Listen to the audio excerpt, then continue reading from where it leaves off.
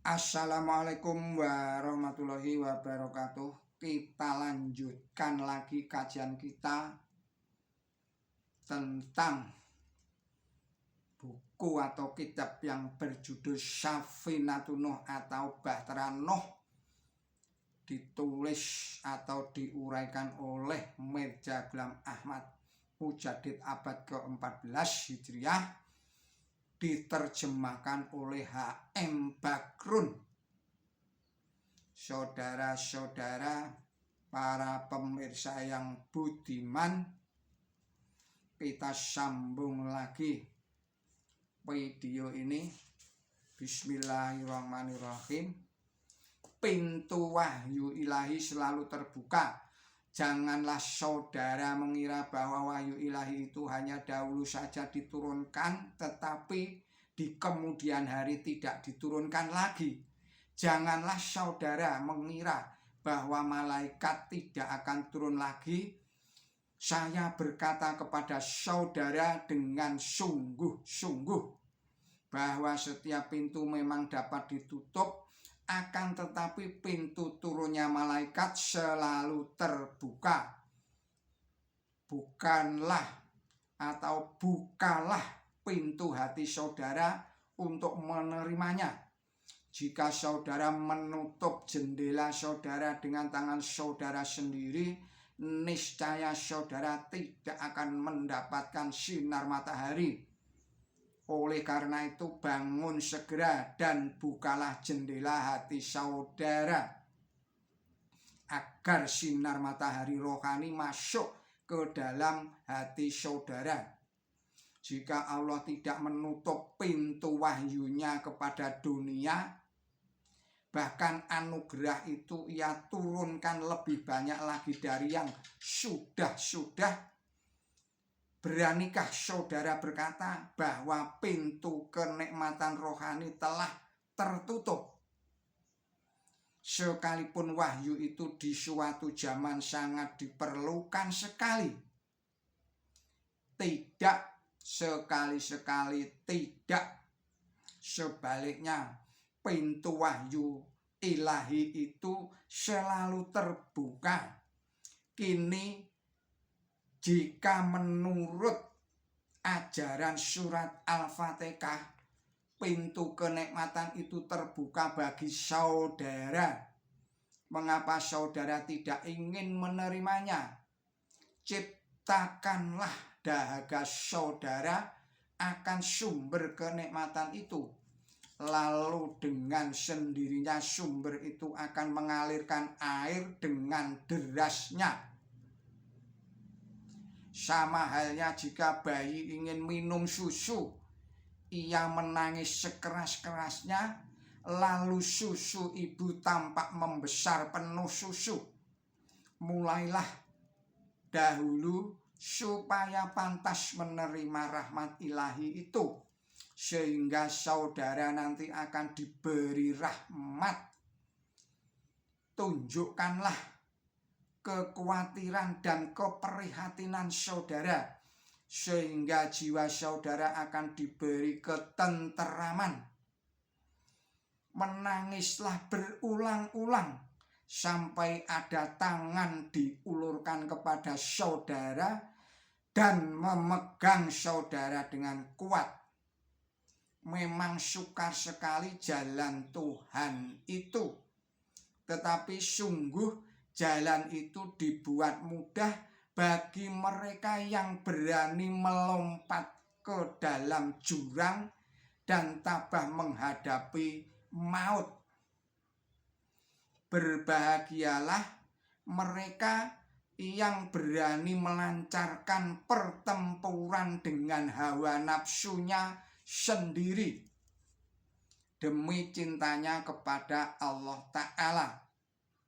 Tetapi alangkah celakanya mereka yang untuk kepentingan hawa nafsu rendahnya berani melancarkan pertempuran terhadap Allah Ta'ala dan menolak untuk berbuat dirinya takut atau dirinya taat kepada kehendak Allah Ta'ala.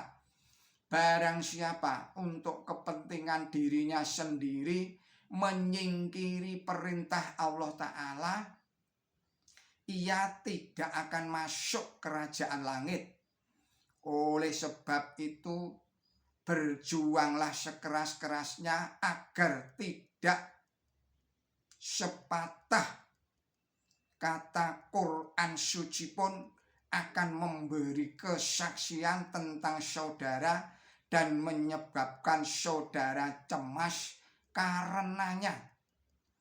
Karena keburukan itu sekalipun hanya sebutir gandum, pasti akan diberi hukuman. Waktunya terlalu pendek, tujuan hidup saudara belum tercapai. Berjalanlah dengan cepat karena matahari hampir terbenam.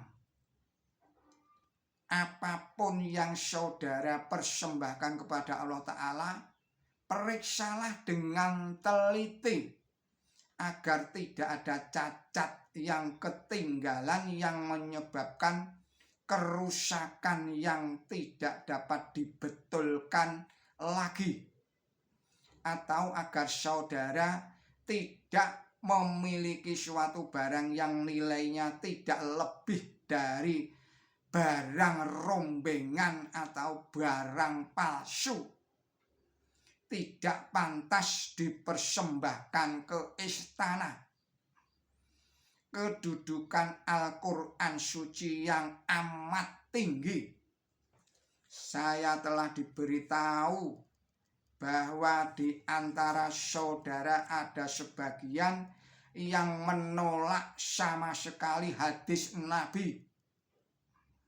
Jika berita ini betul, maka orang-orang ini salah sekali. Saya tidak pernah mengajarkan agar mereka mempunyai pendapat yang demikian itu. Sebaliknya, saya berkeyakinan bahwa Allah Ta'ala memberi 3 hal sebagai petunjuk. Yang pertama ialah Quran suci yang menguraikan ketuhanan yang Maha Esa, kemuliaan dan kebesaran Tuhan, dan memutuskan perselisihan antara umat Yahudi dan umat Nasrani, dan melarang menyembah selain kepada Allah Ta'ala, baik manusia, binatang, matahari, bulan, dan semua bintang di langit, anasir apapun, hawa nafsu sendiri. Oleh karena itu, ingat, jangan sampai saudara mengambil langkah yang bertentangan dengan apa yang termuat di dalam Quran suci. Saya berkata dengan sungguh-sungguh bahwa barang siapa menyingkiri perintah yang termuat di dalam Quran suci, sekalipun hanya 1/700-nya, ia menutup pintu keselamatannya bagi dirinya sendiri. Jalan yang paling benar dan sempurna hanyalah yang diuraikan oleh Quran suci. Adapun yang lain-lainnya hanyalah bayangan belaka. Oleh sebab itu, pelajarilah kitab suci ini dengan penuh perhatian dan pengertian yang dalam, dan saudara pasti akan mencintai kitab suci Al-Quran ini melebihi yang lain-lainnya. Sungguh Allah telah bersabda kepada saya bahwa semua kebaikan termuat di dalam Quran suci. Segala kebaikan terdapat di sana, dan ini memang nyata. Sungguh celaka sekali orang yang memilih kitab lain di atas kitab Quran suci. Quran suci adalah sumber keselamatan saudara dan kebaikan untuk semuanya.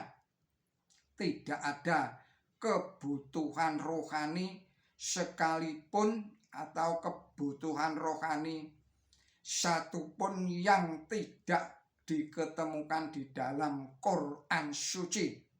Quran suci adalah yang membenarkan dan tidak membenarkan iman saudara di hari kiamat.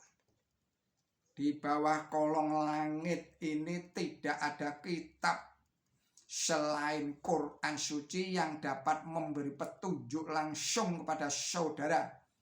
Sungguh besar sekali rahmat Tuhan yang telah menganugerahkan kitab suci ini seperti ini. Saya berkata dengan sungguh-sungguh kepada saudara bahwa kitab yang dibacakan kepada kita, jika dibacakan kepada umat Nasrani, mereka tidak akan binasa. Berkah dan pimpinan Quran suci yang dianugerahkan kepada kita, jika dianugerahkan pula kepada umat Yahudi sebagai pengganti kitab Taurat, niscaya kebanyakan sekte mereka tidak akan binasa dengan menyangkal hari kiamat. Oleh sebab itu, sadarlah akan nilai rahmat Tuhan yang dianugerahkan kepada saudara. Ini adalah rahmat yang besar dan harta yang paling berharga. Tanpa Quran suci, seluruh dunia tidak akan lebih baik daripada segumpal darah yang kotor. Kitab suci Al-Quran lain di antara dunia tidak berharga. Saya ulangi lagi, kitab suci lain selain Quran suci di dunia tidak berharga sama sekali dibandingkan dengan Quran suci. Demikian, kita cukupkan sekian dulu video ini. Mohon maaf jika ada kesalahan. Billahi taufik wal hidayah. Wassalamualaikum warahmatullahi wabarakatuh.